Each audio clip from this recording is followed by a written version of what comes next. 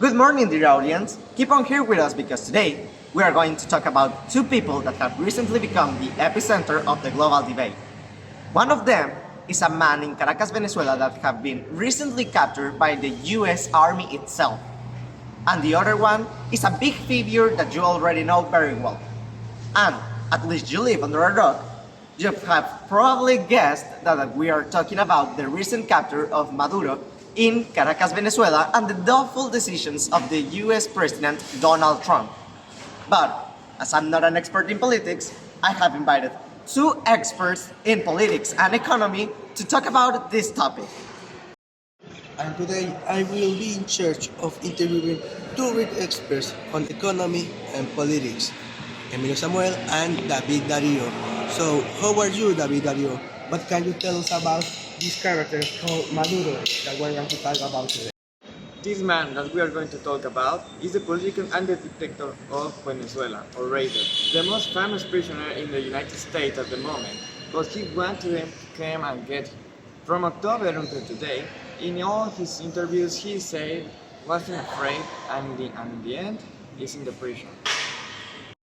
Hello, Emilio. I have direct information from Cuba that the actual president, Miguel Díaz-Canel, said that the military personnel of the USA was a direct attack against Venezuela and wants immediate reaction of the international community.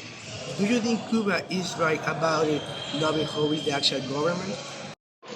Cuba's reaction is consistent with its political alignment and long-standing opposition to the United States intervention. From Cuba's perspective, any United States operation in Venezuela is seen as a violation of sovereignty and a threat to our regional stability. However, given Cuba's close alliance with the Venezuelan government and its own authoritarian system, its position is not neutral and reflects political interest rather than an objective assessment. Whether Cuba is right largely depends on one's views of international law, the United States intervention, and the legitimacy of Venezuela's current government. And finally, I think our audience would love to know about the last speech of the USA president about this last unprecedented event. Trump first said that he congratulated all the armed forces of the United States for having done an impeccable job.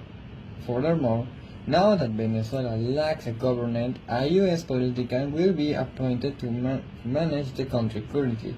It's unclear whether the situation will be beneficial for Venezuela, or the final name in the coffin for the entire nation. And that's all. And remember, always take into consideration what you're saying, because the consequences of your words could be massive.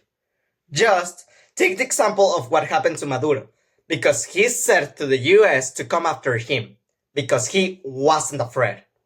And that was before all the events that we know how it finished.